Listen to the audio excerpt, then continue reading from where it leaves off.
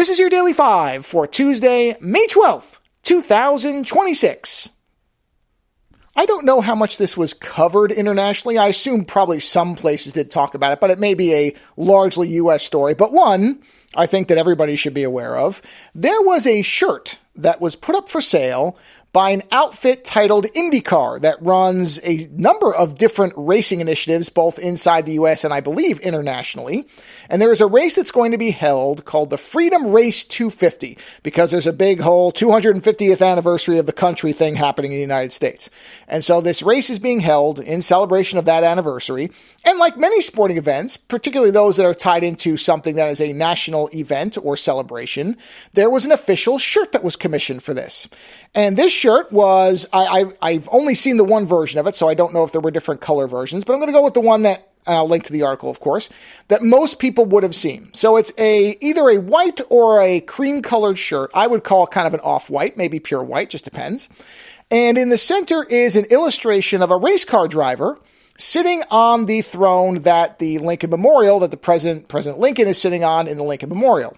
There are some red stripes in the background symbolizing the American flag, and then there are 4 words. Above the driver, it says, "One Nation," which is part of the wording that, Pledge of Allegiance, whole thing, one nation under God. You'll hear that if you're in the United States quite a bit. You'd be familiar with that part.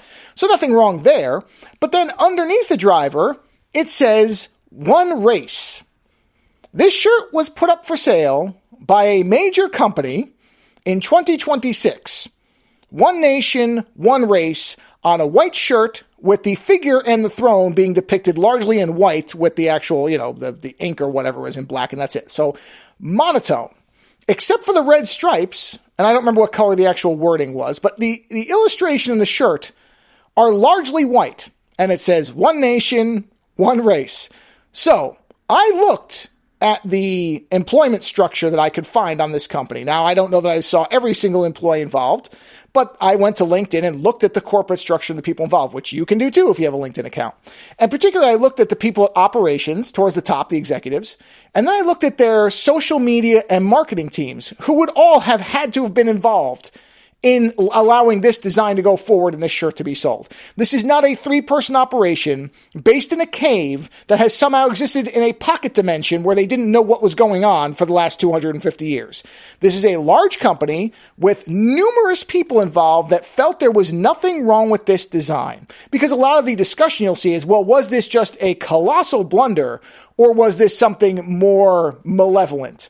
And I don't know how you can look at this and know there were the amount of people involved that were involved. And by the way, go look at those people. You're going to notice that in terms of skin tone, there is a commonality involved. I will say at least there are some women there. They're that diverse, but that's about as far as it goes in terms of the people who would have okayed this decision.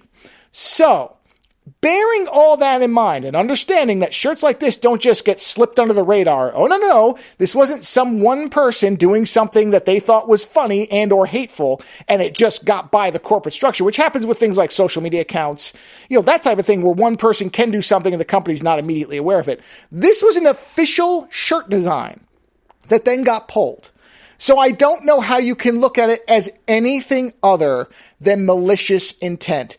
If this is, in fact, people who were not aware that this shirt would be seen as offensive, then the level of incompetence would require destroying the company. How could you have a company with this many people where no one raised an objection? And so what you have to imagine is that when actually, if anybody did see something wrong with this, they did not feel comfortable raising that objection or they were ignored, which again is going to lead you right back to, this was not a mistake. This was done on purpose.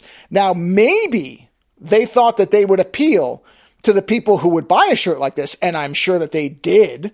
Again, I don't know if any shirts were actually sold or shipped or not because it seems like it got ripped down pretty quickly. But I'm sorry, there is no rational world or a rational, reasonable person who could look at what happened here and say it was done by mistake. No, this was done on purpose. Whether it was uniformly seen as something that was worth doing, that really doesn't matter. If the objections were not listened to or were not heard, it all ends up in the same place. This was done on purpose. And you just have to look at that and think about what that means as far as supporting this company. Later.